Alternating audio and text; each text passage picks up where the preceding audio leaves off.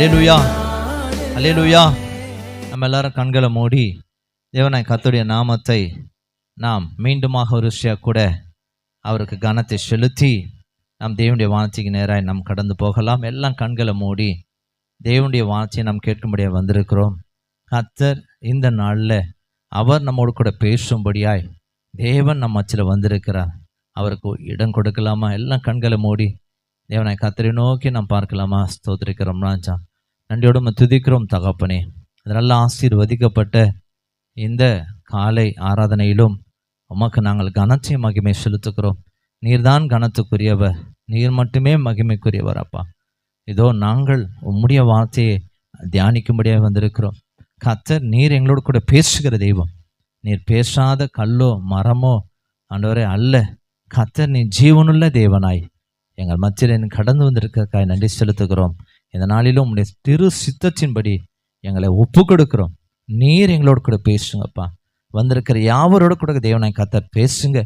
இந்த நாளில் உம்முடைய சித்தம் எங்கள் வாழ்க்கையில் நிறைவேறட்டும். எங்களை அர்ப்பணிக்கிறோம். தொடர்ந்து நடத்துவீராக. தேவ ஆவியானவர் இந்த கூடாரம் முழுதுமாய் மாத்திரம் அல்ல, எங்கெல்லாம் தேவனை ஆராதிக்கிறார்களோ அங்கெல்லாம் கர்த்தருடைய பிரசன்னம் நிரம்பி இருக்கட்டும். இந்த நாளிலும் தேவ ஆவியானவர் எங்களை நடத்துவீராக. பேசுகிற அடியனை கர்த்தர் உம்முடைய மகிமையினால மூடிக்கொள்ளுங்க. நீர் வெளிப்படுவீராக. உடைய பிரசன்னம் மாத்திரம் எங்களை நிரப்பி நடத்தட்டும். இயேசு கிறிஸ்து மூலம் ஜெபிக்கிறோம் ஜீவனுள்ள பிதாவே, ஆமேன். அல்லேலூயா. கர்த்தருடைய பரிசுத்த நாமத்துக்கு கனமும் மகிமை உண்டாகட்டும். இந்த கர்த்தருடைய பரிசுத்த ஆராதனையில் கலந்து கொண்டிருக்கிற யாவரையும் மீண்டுமாக கர்த்தர் தாமே உங்களை ஆசீர்வதிப்பாராக. எத்தனை பேர் சந்தோஷமா இருக்கிறீங்க? அல்லேலூயா, அல்லேலூயா. கர்த்தர் நல்லவர். கடந்த வாரங்களில் தொடர் வேத பகுதியாக நம்ம ஒரு தலைப்பின் கீழே தியானித்து வருகிறோம் இல்லையா? யோசிக்கிறீங்க அப்படியா அப்படின்ற மாதிரி இருக்குது உங்கள் முகத்தை பார்த்தா. சரி, நானே உங்களுக்கு சொல்கிறேன். தொடர்ந்து நம்ம வாரங்களில் தொடர்ந்து நம்ம தேவனுடைய வார்த்தையை ஒரு தலைப்பின் கீழாக தியானித்து வருகிறோம். வெளிப்படுத்தின விசேஷம் 21ஆம் அதிகாரம் 7ஆம் வசனத்தில், ஜெயம் கொள்ளுகிறவன் எல்லாவற்றையும் சுதந்தரித்து கொள்ளுவான், நான் அவனுக்கு தேவனாயிருப்பேன், அவன் எனக்கு குமாரனாயிருப்பான். அல்லேலூயா. யாருக்கு இந்த அதிகாரத்தை கொடுக்கிறாரு? ஜெயம் கொள்ளுகிறவனுக்கு தான் இந்த அதிகாரம் கொடுக்கப்படுகிறது. அப்படியானால் இந்த வேத பகுதியின் தலைப்பை கொண்டு நம்ம தொடர்ந்து பல குறிப்புகளை நம்ம தியானித்து வருகிறோம். அதை தொடர்ந்து இன்றைக்கும் நம்ம தியானிக்க போகிறோம். இன்றைக்கும் தேவனுடைய பிள்ளைகளாக இருக்கிற தேவ ஜனங்களாக இருக்கிற நாம் ஜெயத்தை சுதந்திரிப்பதற்காகத்தான் தேவனாய் கர்த்தர் நம்மை தெரிந்து கொண்டார். எத்தனை பேர் விசுவாசிக்கிறீங்க? அல்லேலூயா சொல்லமா? நீங்க தோற்று போவதற்கு கர்த்தர் உங்களை அழைக்கல. நீங்கள் யாவரும் ஜெயமுள்ள வாழ்க்கை வாழ்வதற்காக தான் தேவனாய் கர்த்தர் உங்களை தெரிந்து கொண்டார் என்பதை ஒருவேளை நீங்க புரியாமல் இருப்பது சொன்னா புரிஞ்சுக்குங்க. அல்லேலூயா. உங்களுடைய வாழ்க்கையில் நான் இப்படியே இருக்கணுமா அப்படின்பதற்காக தேவனாய் கர்த்தர் அழைக்கல, உங்களை வேறு விதமாய் மாற்றுவதற்காக தான் கர்த்தர் அழைச்சார். அல்லேலூயா, அல்லேலூயா. அப்ப தேவனாய் கர்த்தர் பாருங்க, நமக்கு முன்பாக தேவ ஜனங்களுக்கு முன்பாக ஜெயமுள்ள பாதையை அவர் முன்பதாக காண்பித்து அதில் நம்ம என்ன பண்ணுறாருன்னா கரம் பிடித்து நடத்துகிற தேவன் நம் தேவன். அல்லேலூயா. யாருமே செய்ய மாட்டாங்க நமக்கு. ஆனால் தேவனாய் கர்த்தர் நம்முடைய தேவன் பாருங்க, நமக்கு ஒரு ஜெயமுள்ள பாதையை உண்டாக்கி அதில் நமக்கு போக வழியே தெரியாத சூழ்நிலை இருந்தாலும் நம்முடைய கரத்தை பிடித்து அவர் என்ன பண்ணுறாருன்னா அவர் நமக்கு வழிகாட்டி அவர் நடத்துகிற தேவன். அல்லேலூயா. அப்போ கிறிஸ்தவ வாழ்க்கையே ஒரு ஜெயமுள்ள வாழ்க்கை தான். அதில் ஒரு தோல்வியே கிடையாது. நீங்கள் சரியாய் நீங்கள் வேதத்தின்படி நடப்பீங்க சொன்னால் உங்கள் வாழ்க்கை ஒரு ஜெயத்தில் தான் போய் முடியும். அல்லேலூயா. உங்கள் வாழ்க்கையெல்லாம் ஜெயமாக தான் நீங்கள் முடியும். அல்லேலூயா.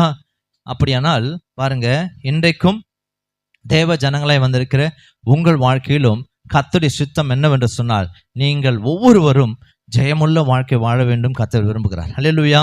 நீங்கள் யாரும் அழுதுக்குன்னு ஆண்டவரே எனக்கு இப்படி இருக்குது, எனக்கு மாத்திரம் ஏன் இப்படி இருக்குது அப்படின்னு நீங்கள் ஒவ்வொருவரும் நீங்கள் தேவனுக்கு முன்பாக எப்படி நிற்கக்கூடாது? நீங்கள் தோற்று போனாலும் நிற்கக்கூடாது. கர்த்தர் உங்கள் ஒவ்வொருவரையும் தேவ ஜனங்களாக இருக்கிற யாவரையும் அவர் ஜெயமுள்ளவர்களாய் இந்த பூமியில் வாழும்படிக்கு கர்த்தர் என்ன பண்ணுறாரா? அவர் நமக்காக இந்த பூமிக்கு வந்தார், நமக்காக மரித்தார், நமக்காக அவர் உயிர்த்தெழுந்தார். அல்லேலூயா. ஆகையினால தேவனாய் கர்த்தர் பாருங்க, நம்மை ஜெயமுள்ள வாழ்க்கையில வழி நடத்ததான் அவர் நமக்கு இன்றைக்கு சபைகளை கொடுத்து வேத வசனங்களை கொடுத்து தியானிக்கும்படியாய் அவர் செய்கிறார். வேதத்துல நாம் பார்க்கும்போது தேவதாசர்கள் எல்லாருமே அவர்கள் வாழ்க்கையில நாம் பார்க்கும்போது அவர்கள் ஜெயமுள்ள வாழ்க்கை வாழ்ந்து காண்பித்தார்கள். அல்லேலூயா. அது எப்படிப்பட்ட ஒரு சூழ்நிலை போய் முடிந்தாலும் அவர்கள் ஒரு லக்கை அவர்கள் நியமித்து அதுல ஒரு ஜெயத்தை பெற்றவர்களாய் தான் அவர்கள் வாழ்ந்து முடித்தார்கள். எத்தனை பேர் விசுவாசிக்கிறீங்க? அல்லேலூயா. அதுல ஒரே ஒரு நபரை குறித்து தான் நான் தொடர்ந்து நம்ம தியானித்து வருகிறோம். தானியேலின் காரியங்கள் ஜெயமா இருந்தன என்று சொல்லி இந்த தானியேலை குறித்துதான சில குறிப்புகளை நாம் தொடர்ந்து தியானித்து வருகிறோம்.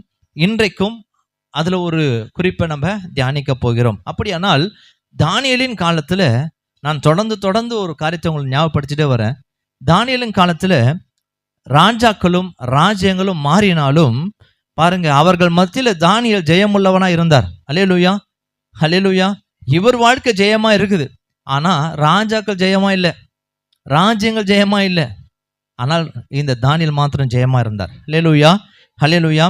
அப்ப இந்த தானியேல் ஜெயமுள்ளவராய் வாழ்வதற்கு காரணங்களை நாம் தொடர்ந்து தியானித்தோம்.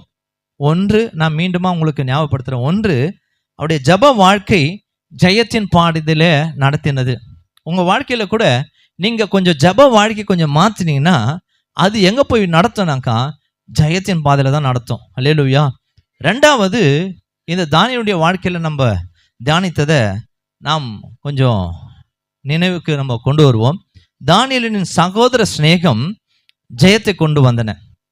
எல்லாருடையும் என்ன பண்ண அரவணைக்கிற ஒரு குணமானது ஜெயத்தை கொண்டு வந்தன என்று சொல்லி நாம் பார்க்கிறோம். மூன்றாவது, தானியேலின் சோதனைகள், தானியேல் பாருங்க சோதனைகளை சகித்து ஜெயமுள்ளவனாய் மாறினான். அல்லேலூயா. எல்லாவற்றையும் சகித்து தான் அவன் ஜெயமுள்ளவனாய் மாறினான். நான்காவது, தானியேல் ஆராதிக்கிறவனாய் இருந்தபடியால் ஜெயத்தை சுதந்திரித்தான். அல்லேலூயா. ஐந்தாவது, தானியேல் தன்னை தீட்டுப்படாமல் காத்து கொண்டு சகலத்தையும் ஜெயித்தான். அல்லேலூயா, அல்லேலூயா. கடைசியாக நம்ம தியானித்தது, தானியேல் பரிசுத்த ஆவியின் உடையவனாய் இருந்தபடியால் ஜெயத்தின் மேல் ஜெயம் அடைந்தான். அல்லேலூயா, அல்லேலூயா. இப்படிப்பட்டதான ஒரு ஜெயமுள்ள வாழ்க்கை இந்த தானியேலுடைய நாட்களில் அவன் பெற்றுக்கொண்டான் என்று சொல்லி நாம் பார்க்கிறோம். அல்லேலூயா. அதை தொடர்ந்து இன்றைய தினத்திலும் நாம இந்த தானியேலுடைய வாழ்க்கையில ஜெயமுள்ளவனாய் இருப்பதற்கு காரணம் நாமும் கூட தியானித்து நம்ம கற்றுக்கொள்வோம். கர்த்தர் நிச்சயமாகவே நமக்கு உதவி செய்வாராக. வாசிக்கலாம். கடந்த நாட்களில் நம்ம வாசித்த அதே வேத பகுதி தான், இருந்தாலும் குறிப்பு நம்ம வேறையா இருக்கிறதுனால மீண்டும் வாசிக்க போறோம். தானியேல் புஸ்தகம் 5ஆம் அதிகாரம் 12ஆம் வசனத்தை நம்ம வாசிக்க போறோம். தானியேல் புஸ்தகம் 5ஆம் அதிகாரம் 12ஆம் வசனம். ராஜாவினால் பெல்தேஷாத்சார் என்னும் பெயரிடப்பட்ட அந்த தானியேலுக்குள் சொப்பனங்களை வியாத்தியம் பண்ணுகிறதும் புதை பொருள்களை வெளிப்படுத்துகிறதும் கருகலானவைகளை தெளிவிக்கிறதுமான அறிவும் புத்தியும் விசேஷித்த ஆவியும் உண்டென்று காணப்பட்டது. இப்போதும் தானியேல் அழைக்கப்படட்டும், அவன் அர்த்தத்தை வெளிப்படுத்துவான் என்றால். அல்லேலூயா. பாருங்க, இங்க தானியேல் இல்ல, ஆனால் தானியேல் இல்லாத இடத்துல தானியேலை குறித்து சொல்லப்படுகிற ஒரு செய்தியை நம்ம இங்க பார்க்க முடியுது. யார் சொல்றனாக்கா, அந்த நாட்கள்ல பாபிலோனில் அன்றைய தினத்தில் இருந்த ராஜாவாகிய பெல்ஷாத்சார் அவருடைய மனைவி சொல்லுகிறதான ஒரு செய்தி தான் இன்று நம்ம கவனித்தோம். அப்ப இந்த ராஜாவுக்கு தெரியாது என்ன நடந்தது அப்படின்னாக்கா. இன்றைக்கு மீண்டுமாக அந்த சம்பவத்தை வேகமா உங்களுக்கு சொல்லி இந்த குறிப்புகளை நம்ம கடந்து போகலாம். அன்றைக்கு ராஜாவாய் பதவியேற்ற இந்த பெல்ஷாத்சார் என்ன செய்தார் என்று சொன்னால், அவர் பதவியேற்றதுனால அந்த சந்தோஷத்தின் மிகுதினால ஒரு 1000 பேருக்கு அவர் என்ன பண்ணாரா, அவர் விருந்து அளிக்கணும் அப்படின்னு சொல்லி அவரோடு கூட இருக்கிற பிரபுக்கள், அவரோடு கூட இருக்கிற சகல ஜனங்களுக்கும் அவர் என்ன பண்ணாரா, விருந்து அளித்தார் என்று சொல்லி 1ஆம் வசனத்திலிருந்து நீங்க வாசிக்க முடியும். அப்படியானால் அவர்கள் விருந்தை அவர்கள் என்ன பண்ணாங்களா, அவர்கள் அனுசரிக்க வந்தார்கள். அவருடைய பிரபுக்கள் வந்தார்கள், அவருடைய மனைவிகள் வந்தார்கள், அவருடைய வைப்பாட்டிகள் மறுமனையாட்டிகள் வந்தார்கள். இவங்க எல்லாம் வந்து திராட்சை ரசத்தை அவன் என்ன பண்ணாலாம் குடித்து சந்தோஷமா இருந்தார்கள். இந்த திராட்சை ரசத்தை குடித்து கொண்டு சந்தோஷமா இருக்கிற வேளையில இந்த ராஜா என்ன சொன்னான்னா, நம்ம இந்த பாத்திரத்தில் குடிக்கிறத விட போயிட்டு எங்க தகப்பனார், அதாவது இவருடைய பாட்டனார் நேபுகாத் நேச்சார், அவர் கொண்டு வந்திருக்கிற எருசலேம் தேவாலயத்திலும் கொண்டு வந்த வெள்ளி பாத்திரத்திலும் பொற்பாத்திரத்திலும் நீங்க கொண்டு வாங்க அப்படின்னு சொன்னானாம். உடனே ராஜா சொல்றாரு, ஆகனால அந்த நாட்டில் எடுத்துட்டு வந்து என்ன பண்ணாலும் அவர்கிட்ட கொடுத்தாங்க. இவர் என்ன பண்ணாரா, அதுல திராட்சை ரசத்தை ஊற்றி அவனும் அவருடைய பிரபுக்களும் அவருடைய மனைவிகளும் அவருடைய வைப்பாட்டிகளும் குடித்தார்களாம். அதில் குடித்து அடுத்தது என்ன செஞ்சாங்களாம், அவர்கள் தேவர்கள் அல்லாத கல்லையும் மண்ணையும் மரமும் மற்ற அடிந்து போக வேண்டிய காரியத்தெல்லாம் தெய்வமாக நினைத்து அவர் என்ன பண்ணாலும் புகழ்ந்து பாடுகிற அந்த வேலையில, புகழ்ந்து பேசின அந்த வேலையில வேதத்தில் நம்ம வாசிக்க போறோம். கவனிங்க, அந்த நாட்களில் என்ன நடந்ததுனாக்கா 3ஆம் வசனத்தை வாசிக்க போறோம். அப்பொழுது எருசலேமில் உள்ள தேவனுடைய வீடாகிய ஆலயத்திலிருந்து எடுக்கப்பட்ட பொற்பாத்திரங்களை கொண்டு வந்தார்கள். அவைகளில் ராஜாவும் அவனுடைய பிரபுக்களும் அவனுடைய மனைவிகளும் அவனுடைய வைப்பாட்டிகளும் குடித்தார்கள். அவர்கள் திராட்சரசம் குடித்து பொன்னும் வெள்ளியும் வெண்கலமும் இரும்பும் மரமும் கல்லும் ஆகிய தேவர்களை புகழ்ந்தார்கள். அந்நேரத்திலே மனுஷ கைவிரல்கள் தோன்றி விலகுக்கு எதிராக ராஜ அரண்மனையின் சாந்து பூசப்பட்ட சுவரிலே எழுதிற்று. எழுதின அந்த கையிருப்பை ராஜா கண்டான். அப்பொழுது ராஜாவின் முகம் வேறுபட்டது. அங்க எடுத்த யார் பார்க்கறாருனாக்கா, ஒரு கையிருப்பு வந்து இவர் குடிச்சிட்டு ஜாலியா இருக்கும் போதே அவன் பார்க்கிறபடி அந்த எதிர் சுவர்ல இந்த கை மாத்திரம், வெறும் கை உறுப்பு மாத்திரம் என்ன பண்ணா சில எழுத்துக்களை எழுதினதாக வேதம் சொல்லுது. இது எழுதுகிறத இந்த ராஜா காண அவர் செய்தார் பாருங்களேன். கண்டான். இந்த எழுத்தை கண்ட உடனே இவனுக்கெல்லாம் நினைச்சா பயம் வந்துச்சு, நடுக்கம் வந்துச்சு, கை காலெல்லாம் உதிருது. அப்ப இவன் என்ன செஞ்சானா, அங்க இருக்கிற எல்லாரையும் அவர் என்ன பண்றானா கொண்டு வரும்படி அவன் என்ன பண்றானா, இதை குறித்து நான் விசாரிக்கணும் அப்படின்னு சொல்லி அவன் பாரு அந்த பாபிலோன் தேசத்துல இந்த எழுத்தை எனக்கு அதையும் அந்த விளக்கத்தையும் எனக்கு அறிவிக்க வேண்டும் என்று சொல்லி அந்த நாட்களில் இருந்த இந்த ஜோசியரையும் கல்தையரையும் குறி சொல்லுகிறவர்களையும் பாபிலோன் ஞானிகள் எல்லாரையும் இந்த ராஜா, இந்த பெல்ஷாத்சார் என்கிறதான ராஜா கொண்டு வந்து இந்த கையுறுப்பு எழுதின எழுத்தையும் எங்களுக்கு படித்து காண்பிக்கணும், அதே போல அதனுடைய அர்த்தத்தையும் எனக்கு விளக்கி காண்பிக்கணும் அப்படின்னு சொல்லி இந்த ராஜா கேட்டபோது அது ஒருவருக்கும் பாருங்க சொல்ல முடியாத மறைக்கப்பட்டதா இருந்துச்சு. உடனே இந்த ராஜாக்கு ரொம்ப துக்கமாயிடுச்சு. என்னதுன்னு தெரியாது அப்படின்னு சொல்லி கலங்கி கொண்டிருக்கிற இந்த வேலையில தான் அவருடைய மனைவி சொல்லப்பட்ட வார்த்தை தான் நம்ம 12ஆம் வசனத்துல நம்ம வாசித்தோம். ராஜாவே பயப்படாத, இதுக்கெல்லாம் பயப்படாதீங்க, நம்முடைய தேசத்துல ஒருத்தன் இருக்கிறான். ஹல்லேலூயா. நம்முடைய தேசத்துல ஒருத்தன் இருக்கிறான், அவன் விசேஷமானவன். ஹல்லேலூயா ஹல்லேலூயா. இவனை குறித்து நான் சொல்றேன் கேளுங்க அப்படின்னு சொல்லி அவன் தேவர்களுடைய ஆவி உடையவனா இருக்கிறான் என்பதை பாருங்க. தானியேலே இல்லை அந்த இடத்துல, ஆனால் தானியேலை குறித்து சொல்லப்பட்டதான ஒரு செய்தி தான் அவன் அறிந்து கொண்டான். அப்படியா, நம்முடைய தேசத்துல இப்படிப்பட்ட ஒருத்தர் இருக்கிறானா, அவனை கூட்டின்னு வாங்கல அப்படின்னு சொல்றாரு. உடனே தானியேலை அங்க என்ன பண்ணா ராஜ சமூகத்துல கொண்டு வராங்க. 14ஆம் வசனம் சொல்லுகிறது, இப்ப வாசிக்கலாம் கவனிங்களேன். இந்த ராஜா அவனை பார்த்து சொல்றாரு, உனக்குள்ளே தேவர்களின் ஆவி உண்டென்றும் வெளிச்சமும் புத்தியும் விசேஷித்த ஞானமும் உன்னிடத்தில் காணப்பட்டது என்றும் உன்னை குறித்து கேள்விப்பட்டேன். அல்லேலூயா. பாருங்க, முதலாவது தானியேல் இல்லாத போது தானியேலை குறிச்சதான ஒரு செய்தி என்ன தெரியுமா, அது என்ன தெரியுமா, அது தானியேல் இல்லை அந்த இடத்துல. அவன் சொல்லலை எனக்கு தெரியுங்க, எல்லாமே எனக்கு தெரியுங்க அப்படின்னு அவன் சொல்லலை. ஆனால் அவன் எல்லாவற்றையும் தெரிந்த அவன் விசேஷமான தேவ மனுஷன் என்பதை ராஜாவுக்கு அறிவிக்கப்பட்டது. அல்லேலூயா. அப்ப இந்த தானியேல் அந்த பாபிலோன் தேசத்துல ஒரு தேவனுக்கு ஒரு சாட்சியா இருந்தான். அல்லேலூயா. இதை தான் இன்றைக்கு நம்ம தியானிக்க போறோம். அவன் தேவனுக்கு சாட்சியா இருந்தான். தேவனுடைய ஆவி இருக்கிற ஒரு மனுஷன். என்பதை யார் சொன்னானாக்கா அந்த ராஜாவின் மனைவி சொன்னதாக வேதம் சொல்கிறது. அல்லேலூயா.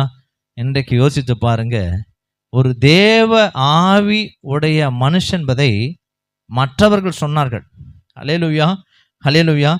இந்த ராஜாவுக்கு அவருடைய மனைவி சொல்லப்பட்டதான ஒரு வார்த்தை தான் இந்த ராஜா அறிந்து கொண்டான். அப்படியா, இவனுக்குள்ள ஒரு தேவ ஆவி இருக்கிறதா என்பதை அவன் கேட்டு அறிந்து கொண்டான் என்று சொல்லி நாம் பார்க்கிறோம். இதை கேட்டுக்கொண்டிருக்கிற தேவ ஜனமே, இன்றைக்கு தேவ ஜனங்களாக இருக்கிற நம்முடைய வாழ்க்கையில தேவ சமூகத்தில் இருக்கிறோம். நம்மை நாமே நிதானித்து நம்ம பார்ப்போம். நாம் தேவ மனுஷனா இருக்கிறேன்னா அல்லது தேவ மனுஷியா இருக்கிறோமா என்கிறதாக நம்மை நாமே நிதானித்து நாம் பார்க்க வேண்டும். நம்ம சாட்சி உள்ளவெல்லாம் இருக்கிறோமா? நம்ம தேவ மனுஷன் சொல்லிட்டு யாருன்னா நம்மை குறித்து சொல்லுவாங்க முடியுமா என்பதை நீங்களே நிதானித்து பாருங்களேன். என்னை குறித்து இவர் தேவ மனுஷன் அப்படின்னு யாருன்னா சொல்ல முடியுமா? யோசித்து பாருங்களேன். அப்படிப்பட்ட சாட்சி நமக்கு இருக்குதா? நம்ம சாட்சியுள்ள ஜீவியம் இந்த பூமியில் இருக்குதா? யோசித்து பாருங்களேன். இந்த தானியேல் தேவனுக்கு முன்பாகவும் மனுஷருக்கு முன்பாகவும் சாட்சியுள்ள வாழ்க்கை வாழ்ந்தான். ஹல்லேலூயா, ஹல்லேலூயா. தேவன் நினைக்கிறாரு எனக்காக வாழ்வான். ஹல்லேலூயா. அப்போ தேவன் என்ன வந்தாலும் தேவன் சொல்ல முடியும். மரணமே வந்தாலும் அவன் ஜபத்தை விடவே மாட்டான் தேவன் சொல்லியிருப்பார். ஹல்லேலூயா. அவன் சாட்சி உள்ளவனாக இருந்தான். அதே போல தான் இந்த பூமியில் இந்த ராஜாவுடைய மனைவி சொல்கிறாங்க, தேவனுடைய ஆவி இருக்கிற ஒரு மனுஷன் இருக்கிறான் என்பதை தானியேல் தேவனுக்கு முன்பாகவும் மனுஷருக்கு முன்பாகவும் அவன் பாருங்க ஒரு நற்சாட்சி உள்ள ஒரு மனுஷனாக இருந்தான் பாருங்களேன். அப்போ நம்மை நாமே நிதானித்து பாருங்க. நம்ம கூட சொல்லியிருக்கிறோம், நம்ம தேவ சன்னங்கன்னு சொல்லிவிடுவோம் இல்லையா? நம்ம தேவ சன்னன்னு சொல்லி நம்மை நாமே சொல்லிக்கலாம். எனக்குள்ள தேவ ஆவியான இருக்கிறான்னு சொல்லி நம்ம சொல்லிக்கலாம். ஆனால் நம்மை நாமே நிதானித்து பார்க்கிறோம் இல்லையா? அப்போ நமக்கு நாமே நல்லவர் என்று நம்ம சொல்லிக்கலாம், நான் நல்லவங்க அப்படின்னு நம்ம சொல்லிக்கலாம். ஆனால் வேதம் சொல்லுது அதுவல்ல சாட்சி இல்லையா? நான் நல்லவங்க, நான் கரெக்டாக இருப்பேங்க அப்படின்னு நம்ம சொல்லுகிறது சாட்சி அல்ல.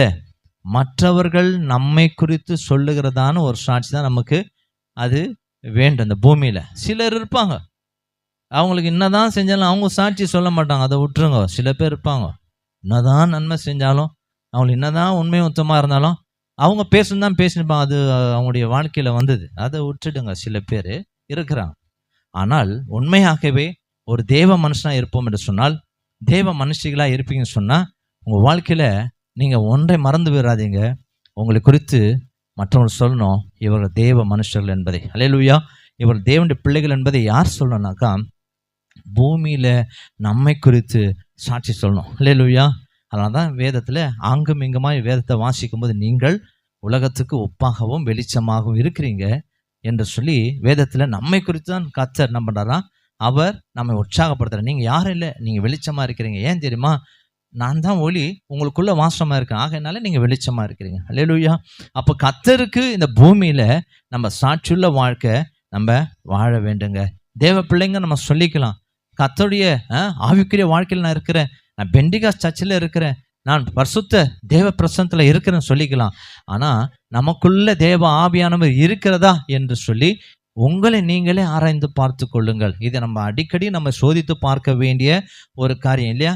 சரீரத்தில் எதனா ஒரு விஷயம்னாக்கா, எதனா ஒன்று நம்ம என்ன பண்ணுவோம், உடனே ஸ்கேன் எடுங்க, உடனே என்ன பண்ணுவோம், போயிட்டு எக்ஸ்ரே எடுங்க அப்படின்னு சொல்லி சோதித்து பார்ப்போம் இல்லையா?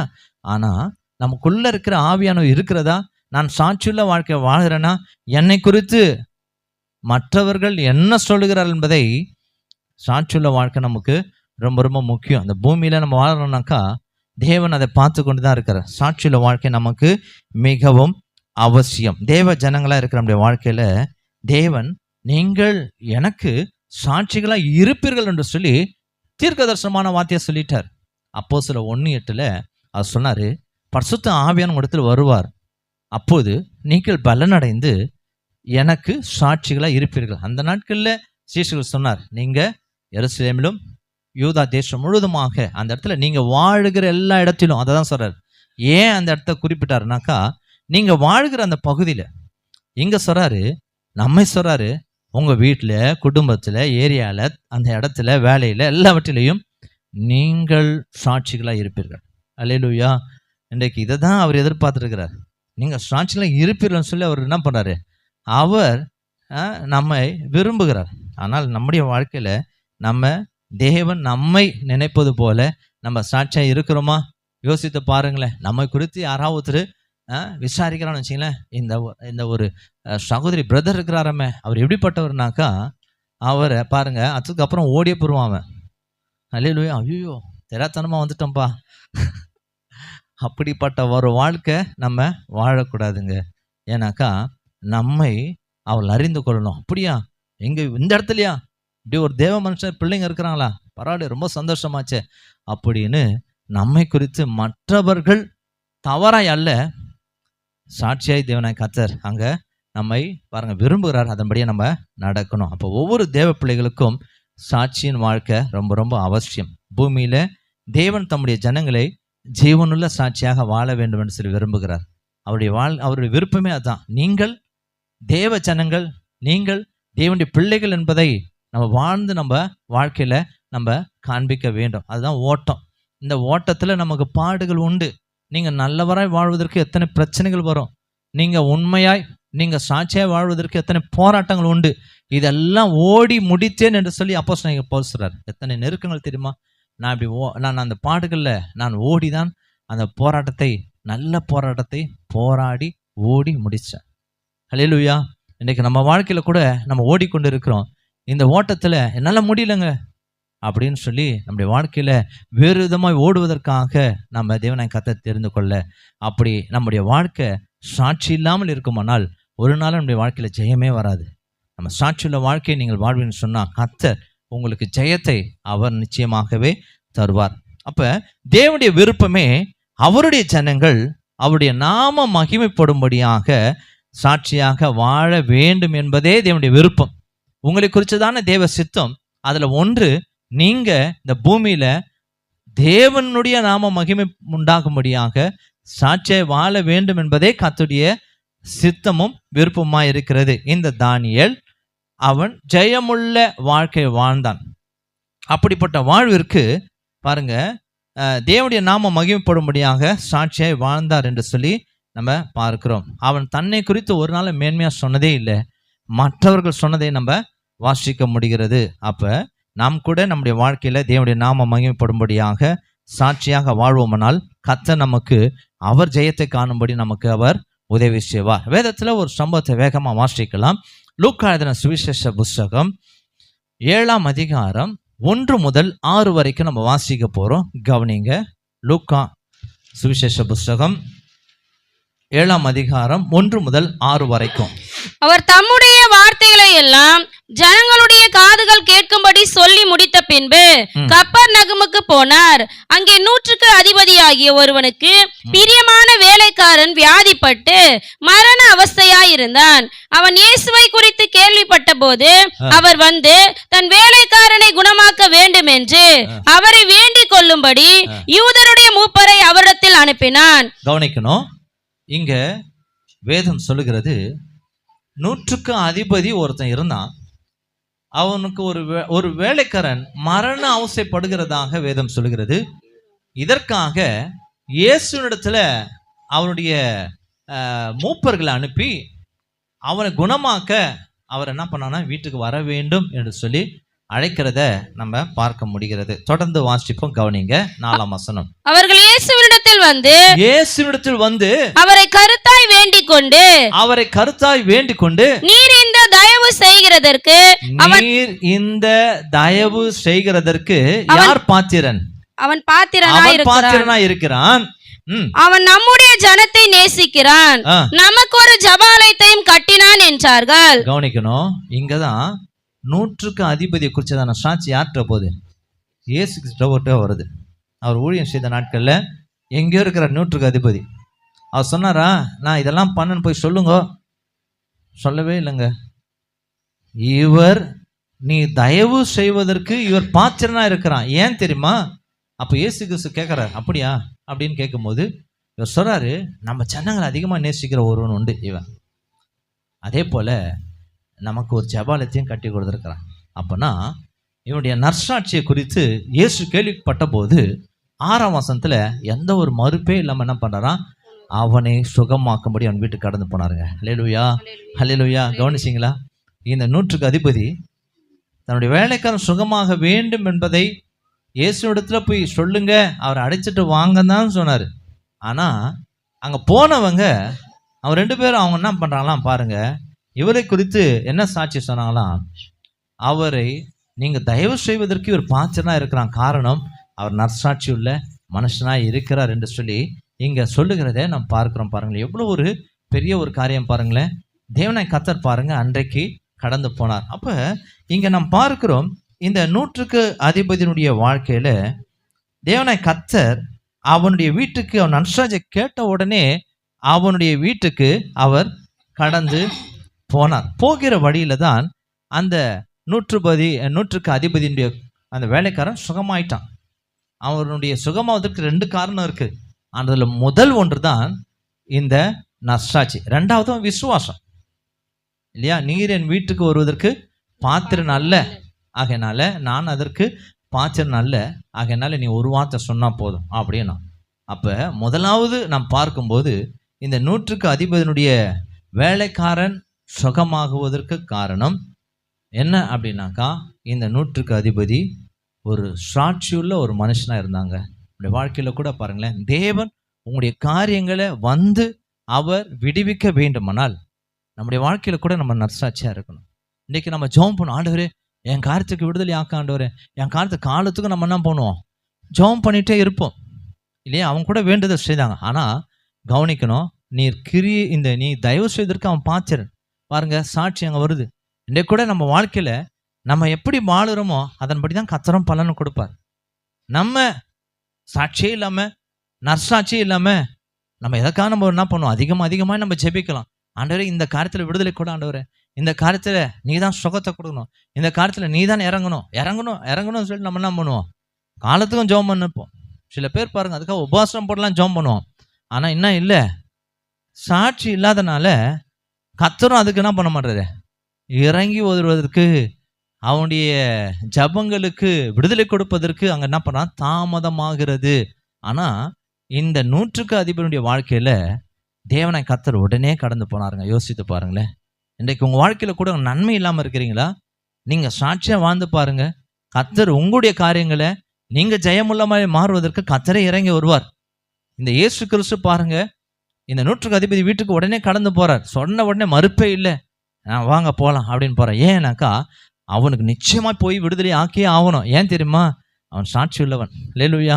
இன்றைக்கு நம்ம வாழ்க்கையில் கூட யோசிச்சு பாருங்களேன், நம்ம கூட அநேக காரியத்துக்கு நம்ம ஆண்டுகிட்ட கேட்டுகிட்டே இருக்கிறோம், ஆண்டவரே இந்த காரியம், வீட்டு காரியங்கள், என்னுடைய பிள்ளை காரியங்கள், இந்த காரியங்கள், அந்த காரியங்கள் சொல்லி நம்ம காரியங்களை, நிறைய காரியங்களை நம்ம தேவனிடத்துல நம்ம கேட்டுகிட்டே இருப்போம். ஆனால் சாட்சி இல்லாமல் நம்ம இருக்கிறதுனால தேவனாய் கர்த்தர் பாருங்க நம்முடைய வாழ்க்கையில் அவர் வந்து விடுவிக்க முடியாமல், அவர் வந்து சுகமளிக்க முடியாமல், அவர் வந்து நமக்கு எந்த ஒரு நன்மையும் செய்ய முடியாமல் தடையாகவே இருக்குது. காரணம் என்னன்னாக்கா, நம்முடைய வாழ்க்கையில் துர்சாட்சியாக இருப்போம் என்று சொன்னால் தேவனாய் கர்த்தர் எதுவுமே செய்ய முடியாது இல்லையா.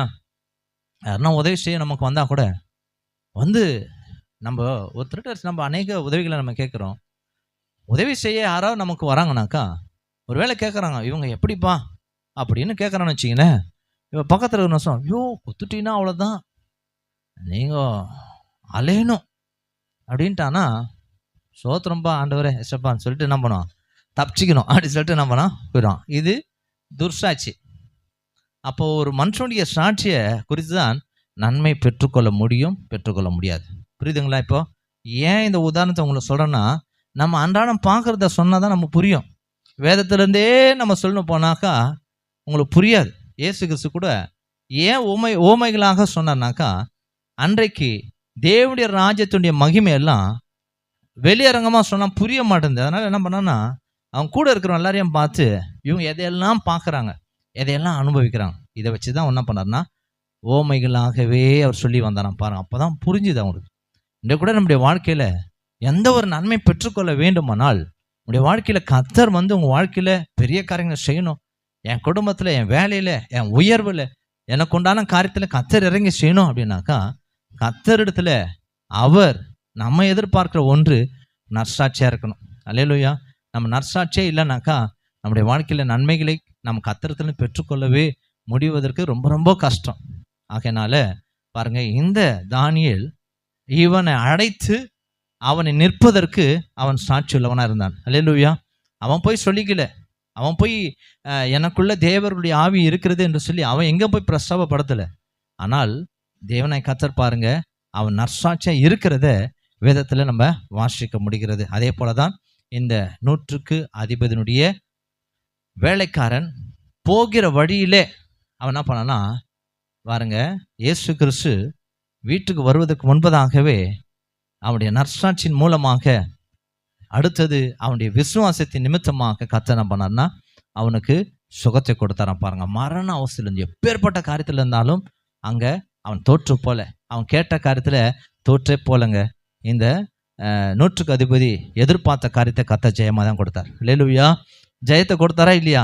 இல்லையா? அவன் வேண்டினதை, அவன் கேட்டதை, அவன் எதிர்பார்த்ததை கர்த்தர் நிச்சயமா நிறைவேற்றின. காரணம் என்னன்னாக்கா, அவன் ஒரு நாளும் அவன் செய்யக்கூடாம போயிடக்கூடாது. ஏன் தெரியுமா? அவன் சாட்சி உள்ளவனா இருக்கிறான். நிச்சயமா நான் போய் என்ன பண்ணும், அவனை விடுவிக்கணும், அவன் கேட்ட காரியத்தை நான் நிறைவேற்றணும் என்பதை இயேசு கிறிஸ்து உடனே வந்தாராம், மறுப்பே தெரிவிக்காம. ஆகையினால இன்றைக்கும் தேவ ஜனங்களா இருக்கிற நம்முடைய வாழ்க்கையில ஒன்றை அறிந்து கொள்ள வேண்டும். நம்ம இந்த பூமியில நீங்க செய்கிறத வச்சுதான், பூமியில நம்ம நடக்கிற வாழ்க்கையை வச்சுதான் நன்மைகளும் நமக்கு வரும். அப்படியானால் இந்த பூமியில நம்ம நடக்கிற வாழ்க்கை ரொம்ப ரொம்ப முக்கியம். எப்படி வேணா வாழ்ந்துக்கலாம் அப்படின்னு மாத்திரம் நீங்க நினைச்சிக்காதீங்க. தேவனுடைய பிள்ளைகளா இருக்கிற நம்முடைய வாழ்க்கையில நம்முடைய ட்ராக்கே வேற. நம்ம எப்போதும் போல ஞானஸ்நானம் மாத்திரம் எடுத்துட்டு எப்போதும் போல அப்படியே பழைய வாழ்க்கை போலவே நம்ம வாழ்ந்திருப்போம் என்று சொன்னால் தேவன் எந்த நன்மையும் நமக்கு என்ன பண்ண முடியாது, ஒரு நாளும் செய்ய முடியாது. அப்போ தேவனுடைய நன்மைகளை நீங்கள் பெற்றுக்கொள்ள வேண்டுமானால் நம்முடைய வாழ்க்கையில இந்த நாட்களில் கேட்ட வார்த்தையின்படி சாட்சி உள்ளவர்களாய் நம்ம இருக்கிறோம். பாருங்க, இன்னொரு வேத சம்பவத்தை கூட நம்ம வாசிக்கலாம். அப்போஸ்தலர் புஸ்தகத்துல 10ஆம் அதிகாரத்துல 44 முதல் 48 வரைக்கும் வாசிக்க போறோம். கவனிங்க. அப்போஸ்தலர் புஸ்தகம் 10ஆம் அதிகாரம் 44 முதல் 48 வரை. இந்த வார்த்தைகளை பேதுரு பேசிக் கொண்டிருக்கையில் கவனிங்க, தொடர்ந்து வாசிக்க போறோம். வாசிக்கமா. வசனத்தை கேட்டவர்கள் யாவர் மேலும் பரிசுத்த ஆவியானவர் இறங்கினார். அவர்கள் பல பாஷைகளை பேசுகிறதையும் தேவனை புகழ்கிறதையும் பேதுருவோடு கூட வந்திருந்த விருத்த சேதனமுள்ள விசுவாசிகள் கேட்கும் போது பரிசுத்த ஆவியின் வரம் புறஜாதிகள் மேலும் பொழிதரப்பட்டதை குறித்து பிரமித்தார்கள். அப்பொழுது பேதுரு, நம்மை போல பரிசுத்த ஆவியை பெற்ற இவர்களும் ஞானஸ்தானம் பெறாதபடிக்கு எவனாகிலும் தண்ணீரை விலக்கலாமா என்று சொல்லி கர்த்தருடைய நாமத்தினாலே அவர்களுக்கு ஞானஸ்தானம் கொடுக்கும்படி கட்டளையிட்டான். அப்பொழுது சில நாள் அங்கே தங்கும்படி அவனை வேண்டிக் கொண்டார்கள். அல்லேலூயா. இந்த வேத வசனத்துல கொர்நேலியுவின் குடும்பத்தை குறித்து வேதம் இங்க தெளிவாய் சொல்லப்படுகிறது. இந்த கொர்நேலியு என்கிறதான இவரும் ஒரு 100க்கு அதிபதியாய் இருந்தவர் தான். ஆனால் அப்போஸ்தலர் நாட்கள் இருந்தவர். இந்த அப்போஸ்தலர்கள் பேதுரு அப்போஸ்தலனா இருக்கிறபடியால் இவருடைய நாட்கள்ல இந்த சம்பவம் நிறைவேறுகிறது. நம்ம வாசித்தோம் இல்லையா? அந்த நாட்கள்ல பாருங்களேன், இந்த குடும்பத்தாருக்கு சத்தியத்தை சொல்லும் போதே கர்த்தருடைய ஆவியானவர் என்ன பண்ணாரா, அங்க வந்திருக்கிற கேட்டு இருக்கிற யாவர் மீதும் நிரப்பினாராம். அப்ப கர்த்தருடைய ஆவியானவர் நிரப்பி அவர்கள் என்ன பண்ணாங்களாம், வேதம் தெளிவா சொல்லுகிறது, பரிசுத்த ஆவியின் வரத்தை பெற்றுக்கொண்டார்களாம். அல்லேலூயா. வரத்தை பெற்றுக்கொண்டார்களாம். பிறகு நான் சொல்லுகிறேன் எதனால இந்த வரம்லாம் வந்துடுச்சு. வரத்தை பெற்றுக்கொண்டார்கள் என்று சொல்லி நாம் பார்க்கிறோம். அந்த வரத்தை பெற்றுக்கொண்டு ஞானஸ்நானமே பெற்றுக்கொள்ளாததற்கு முன்பதாகவே இந்த பரிசுத்த ஆவியின் வரத்தை பெற்றுக்கொள்வது பயங்கரமான ஒரு கிரேட். அல்லேலூயா, அல்லேலூயா. அப்ப உடனே அவர்கள் ஞானஸ்நானம் பெற்றார்கள் என்று சொல்லி பார்க்கணும். காரணம், இவ்வளோ ஒரு கிருபை அவங்களுக்கு வருவதற்கு காரணம் என்ன தெரியுங்களா? ஒரு வசனத்தை வாசிக்க போறோம். கவனிங்க. 22ஆம் வசனத்தை நம்ம வாசிக்கலாம். 21, 22 வாசிப்போம் 10ஆம் அதிகாரத்துல. அப்பொழுது பேதுரு கொர்நேலியுவினால் தன்னிடத்தில் அனுப்பப்பட்ட மனுஷரிடத்திற்கு இறங்கி போய், இதோ நீங்கள் தேடுகிறவன் நான் தான், நீங்கள் வந்திருக்கிற காரியம் என்ன என்றான். அதற்கு அவர்கள், நீதிமானும் தேவனுக்கு பயப்படுகிறவரும் யூத ஜனங்கள் எல்லாராலும் நல்லவர் என்று சாட்சி பெற்றவரும் ஆகிய கொர்நேலியு என்னும் 100க்கு அதிபதி உம்மை தம்முடைய வீட்டுக்கு அழைப்பித்து உம்மால் சொல்லப்படும் வார்த்தைகளை கேட்கும்படி பரிசுத்த தூதனாலே தேவயத்தனமாய் கட்டளை பெற்றார் என்றார்கள். கவனிக்கணும். இதை நான் சுருக்கமா உங்களுக்கு சொல்றேன், விளங்குற மாதிரி சொல்றேன். நீங்க யாரு அப்படின்றார். ஏன்னாக்கா இவரை குறித்து தேவனாய் கர்த்தர் ஒரு தரிசனத்துல இவர்கள் பேதுரு போக வேண்டிய காரியத்தை குறித்து முன்பதாகவே இவர்களை சந்திப்பதற்கு முன்பாக கர்த்தர் என்ன பண்றாருன்னா அவருக்கு தரிசனத்துல காட்டுகிற விதத்தை நீங்க 1ஆம் வசனத்துல நீங்க குறித்து கொள்ளுங்க. அந்த அதிகாரம் முழுவதுமாக நீங்க வீட்டுல போய் வாசிச்சு பாருங்க. இந்த கொர்நேலியை சந்திப்பதற்கு முன்பதாகவே தேவன் பேதுருட்ட வந்து என்ன பண்ணார், அவர்கிட்ட தரிசனத்தின் மூலமாக நீ போக வேண்டிய செய்ய வேண்டிய காரியத்தெல்லாம் காமிச்சிட்டே இருக்கிறார். புரியல அவருக்கு. ஆனாலும் மறுநாள் பார்த்தீங்கன்னாக்கா இந்த கொர்நேலியினால் அனுப்பப்பட்ட ஆட்கள் வந்து என்ன பண்ணாலும் வாசலில் நிற்கிறான். பேதுரு இங்கே இருக்கிறாரா அப்படின்னும் போது அவரை குறித்து விசாரிக்கும் போது இந்த பேதுருக்கிட்ட அவர் சொல்கிறாரு. என்ன சொன்னாராம்? அருமையான வார்த்தை பார்த்தீங்களா? மீண்டுமா வாசிக்க போகிறோம், கவனிங்க. அந்த வசனத்தை 22ஆம் வசனத்தை நீ வாசிக்கணும், கவனிங்க, எல்லாம் கவனிங்க. தேவ ஜனங்கன்னா எப்படி இருக்கணும், இவர் எப்படி இருக்காருன்னு மாத்திரம் பாருங்க. அதற்கு அவர்கள் நீதிமானும் தேவனுக்கு பயப்படுகிறவரும் யூத ஜனங்கள் எல்லாராலும் நல்லவர் என்று சாட்சி பெற்றவரும் ஆகிய. போதும். இப்ப இவரை குறித்து இப்படிப்பட்ட ஒரு நபர் அவர் உம்மை அழைச்சிருக்கிறார் என்கிறதான செய்தியை கொண்டு வராங்க. யார் தெரியுமா? இவங்க வெறும் பேர்ல சொல்லி இருக்கலாம் இல்லையா, கொர்நேலியை உன்னை அழைத்து வர சொன்னார்ப்பா அப்படின்னு சொல்லலாம்.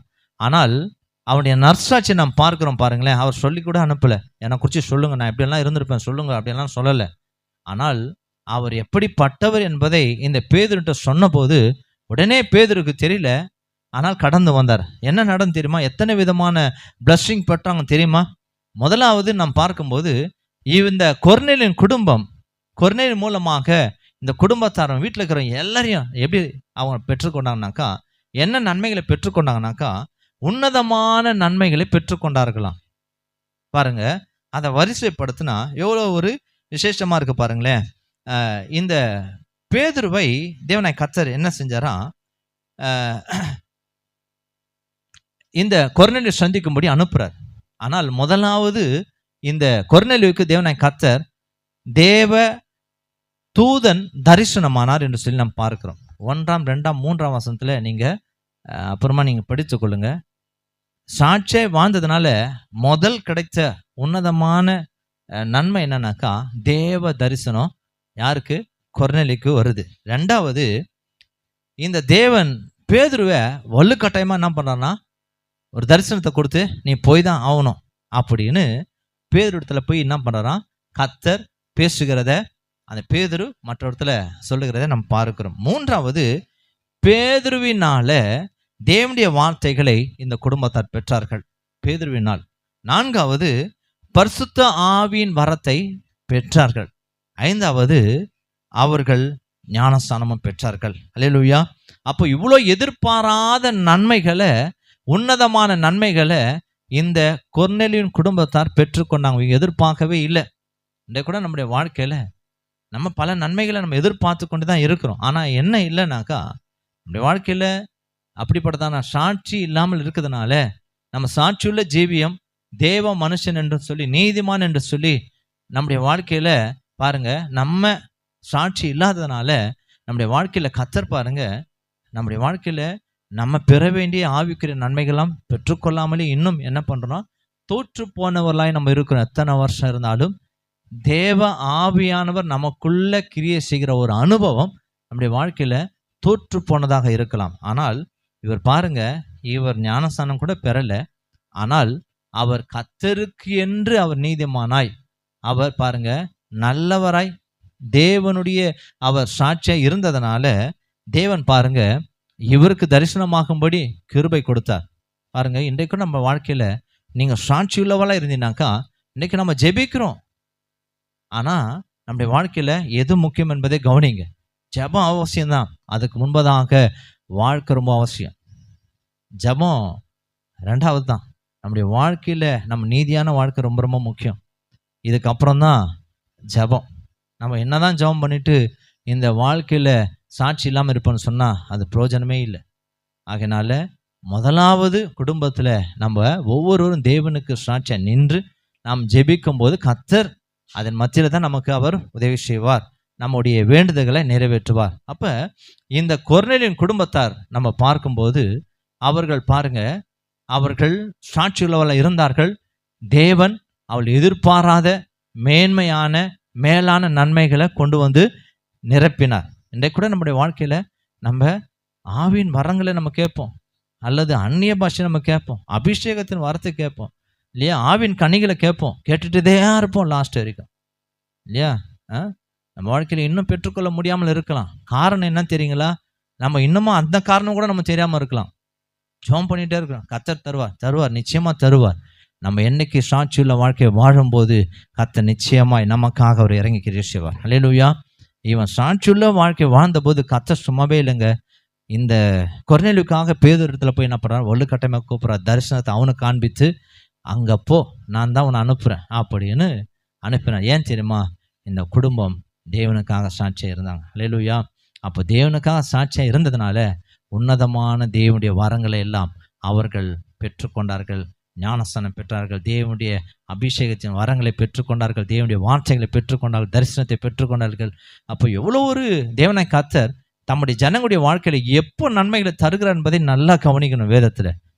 அப்போ ஒரு சாட்சியுள்ள ஒரு வாழ்க்கை தேவ ஜனங்களுக்கு நிச்சயமா தேவை. நம்மை குறித்து உலகம் என்ன சொல்லுது யோசித்து பாருங்க. நம்மை குறித்து உலகம் என்ன சொல்லுது என்பதை நீங்க ரொம்ப ரொம்ப நம்முடைய வேலையில, நம்முடைய வீட்டு பக்கத்துல, அக்கம் பக்கத்துல நம்மை குறித்து எப்படிப்பட்ட சாட்சியுள்ளவளாக இருக்கிறோம் என்பதை தேவனும் பார்க்கிறார், உலகமும் கவனிக்கணும். ஆகையினால தேவ ஜனங்களா இருக்கிற நம்ம தேவனுக்கு முன்பாகவும் ஜனங்களுக்கு முன்பாக நம்ம இருக்கணும், நம்ம உத்தம சாட்சியா இருக்கணும். சாட்சியுள்ள வாழ்க்கை நீங்க வாழத்தான் கர்த்தர் உங்களுடைய காரியங்களை அவரே செய்வார். நீங்க போய் எங்கேயும் தேடி ஓட வேண்டிய அவசியமே இல்லை. இந்த கொர்நேலியு எங்கேயோ ஒரு இடத்துல உட்காந்துக்கிறான், அவருக்கு தரிசனத்தை காத்து நீ எங்க போனோமோ அங்க அனுப்பு அப்படின்னு சொல்லி இந்த கொர்நேலியுக்கு தரிசனத்தை கொடுத்து பேதுரு வீட்டுக்கு வழியே தெரியல. ஆனா அவர் செய்ய வேண்டிய காரியத்தை எப்படி செய்ய வேண்டும் என்பதை இந்த கொர்நேலியுக்கு தேவ தரிசனத்தின் மூலமாக சொல்லப்பட்டது. அதே போல இந்த கொர்நேலியு பெற்றுக்கொள்ள வேண்டிய நன்மைகளை தேவதூதன் பாருங்க அங்க பேதுரு எழுப்பி பெற்றுக்கொள்ளும்படி அவர் என்ன பண்ணாராம், செய்தாருங்க. இன்றைக்கும் தேவ ஜனங்களா இருக்க நம்மளுடைய வாழ்க்கையில நம்ம போராடி ஜெபம் பண்ணிட்டு இருக்கிறோம், நம்ம கேட்போம் இல்லையா, ஆண்டுகிட்ட நம்ம நன்மைகள்லாம் கேட்போம், நல்லதுதான். ஆனால் தேவனை கர்த்தர் எதிர்பார்க்கிற ஒன்று, நம் சாட்சியுள்ள வாழ்க்கையை நம்ம வாழ வேண்டும் என்று சொன்னால் தேவனை கர்த்தர் நீங்க கேட்கிறதும் கேளாமல் இருக்கிற உன்னதமான நன்மைகளான தேவனை கர்த்தர் நிரப்புவார். ஹல்லேலூயா, ஹல்லேலூயா. எத்தனை பேருக்கு புரிஞ்சுது? ஹல்லேலூயா. இதை தான் இந்த தானியேல் வாழ்ந்தார். அவர் கேட்கல, அவர் கேட்காத நன்மைகளாம் வந்து சேர்ந்துனே இருக்குது. ஹல்லேலூயா. ராஜா வந்து கூப்பிட்றார், இது என்னப்பா புரியல, எல்லா ஞானிகளுக்கும் எல்லா குறிச்சொல்லுக்கும் கல்தையர் அங்க இருக்கிற சகல ஞானிகளுக்கும் மறைக்கப்பட்டது. ஏன் மறைக்கப்பட்டதுனாக்கா, இவன் சாட்சி உள்ளவனா இருக்கிறான். அப்ப இவரை கொண்டு வந்து பார்க்கும் போது அந்த எழுத்தையும் அதனுடைய விளக்கத்தையும் சொன்னபோது உடனே இவருக்கு என்ன வந்தான், தானா உன்னதமான பாருங்க நன்மைகள் இல்லையா. அந்த ராஜாவினால கனம், அந்த ராஜா மற்றவர்களுக்கு என்னெல்லாம் செய்வேன்னு சொன்னாரோ அப்படியே இந்த தானியேலுக்கும் செய்யப்பட்டது. அல்லேலூயா. அப்ப இவர் கேட்கல, நம்ம இன்னைக்கு கேட்டுட்டே இருக்கிறோம், நன்மைகளை கேட்டுட்டே இருக்கிறோம். ஆனால் தேவனை கர்த்தர் எதிர்பார்க்கிற ஒன்று, தேவனுக்கு முன்பாக நற்சாட்சி உள்ளவர்களாய் நீங்கள் உங்க வீட்டுல, குடும்பத்துல, பக்கத்துல, அக்கம் பக்கத்துல, வேலையில எல்லாத்திலும் இருப்பீங்கன்னு சொன்னா உங்கள் நன்மைகளை நீங்க கேட்க வேண்டிய அவசியம் இல்லை, கர்த்தரே கொண்டு வந்து நிற்பார். ஹல்லேலூயா, ஹல்லேலூயா. இந்த தானியேல் சாட்சி உள்ள வாழ்க்கை வாழ்ந்தான். இன்னைக்கு நம்ம கூட தேவ ஜனங்களா இருக்கிற நம்ம கூட இந்த பூமியிலும் நம்ம மனுஷருக்கு முன்பாகவும் தேவனுக்கு முன்பாகவும் நற்சாட்சி உள்ளவளாய் நம்ம வாழ வேண்டும். நம்ம எல்லாரும் கண்களை மூடி இருக்கிற இடத்துல எழுந்து நின்று தேவனாய் கர்த்தர் இன்றைக்கு நம் தானியேலை போல நற்சாட்சி உள்ளவளாய் நம்ம வாழும்படிய கர்த்தர் விரும்புகிறார். இன்னும் அநேக குறிப்புகள் உண்டு, இருந்தாலும் இன்றைக்கு நம்ம நேரம் பத்தாது. ஆகையினால இதோட நான் நிறுத்துகிறேன். கர்த்தர் உங்களை ஆசீர்வதிப்பாராக. நற்சாட்சி உள்ளவளாய் இருப்போம், ஜெயத்தை பெற்றுக்கொள்வோம்.